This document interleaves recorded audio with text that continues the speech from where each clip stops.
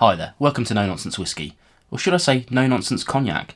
My name's Vin PF, and on today's episode we're going to do something a little bit different. I've covered a couple of cognacs in my time, but when my good friend Mark Littler, who runs an excellent YouTube channel and is also really prevalent in kind of like whiskey brokering and antiques dealership, go and check out his channel, by the way, it's in the description below. When he contacts me and says, do you want to cover a cognac that I've just bottled? The answer is going to be yes, but in this case what we've got here is a 29-year-old cognac, which is already something that I didn't think I would probably get to try. I did go to a cognac show a couple of years ago and try some real age stuff, but this one's a really interesting one. Now, I will say right off the bat, this one sells for 150 quid, so it's not cheap. However, there is a kind of a code down below. It's just NNW. You can enter that on his website. There'll be a description below, a link in the description below that will take you straight to that. And you can get £15, not 15%, £15 off of this, so it's roughly £135, which I think is a bit of a bargain. But yeah, we'll get into the actual liquid a little bit later. But yeah, as I said, this one here is, as you can see by the back of this label here, Mark Littler, and he's bottled this for the original cask owner, which I think is pretty cool, expanding his operation into independent bottling, which I think is awesome. And why not do it with something extremely special like this? Now, I will say at the start of this, I'm no cognac expert whatsoever, nor will I even say I'm a whiskey expert, but I'm certainly not a cognac expert. I know what I like and what I don't like, and that's good enough for me. But yeah, obviously age is usually a good thing with whiskey, and it's probably going to be a good thing with cognac as well.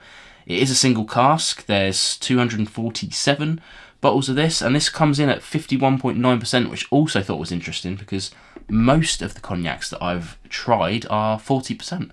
So yeah, we'll get into if that's good or bad a little bit later on when we do the tasting. Now, this one here, you know, the whole thing's been designed by Mark. He's got this lovely C label here, which has got some kind of great motifs on it. Not only is this a cognac from the Cognac region, of course, it's a Grande Champagne. Sorry if I'm massacring the pronunciation of that. So yeah, it's also a very specific region within the kind of cognac region, so it gives you a little bit of an idea if you're a cognac fan. Why not indeed? Lovely bottle, love the presentation on this. But yeah, let's get into the actual cognac and see what we've got in the glass. Now, straight away we can see, look at that beautiful colour. Lovely, lovely. Let's try on the nose and see what we've got. Now for me, it's immediately, it's kind of like chocolatey, coffee. I guess you could go back down like kind of the tiramisu kind of vibes. Bags of kind of tannic elements to it. We've got leather, we've got fresh tobacco, and it ends in kind of like a kind of brown sugariness. That you know, I mean, it's got a really deep nose. You could probably sit here and sniff this for hours and pick up something different every time. Let's try on the palate.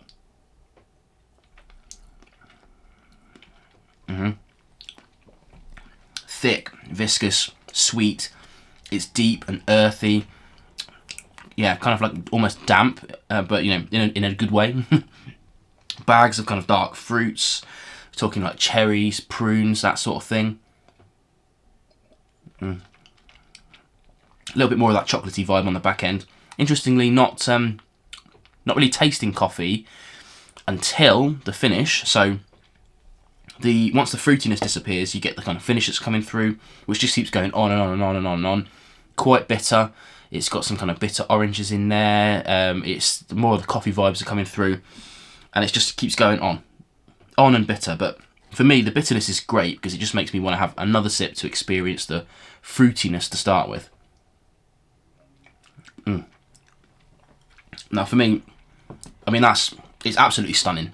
And as I said, I'm not like a big purveyor of cognacs. I haven't really owned many cognacs in my time, but of the cognacs I have owned, I certainly haven't spent that much money, but it's definitely one of the best cognacs I've ever tried. And I've not tried that many, you know, but for me, an absolute winner.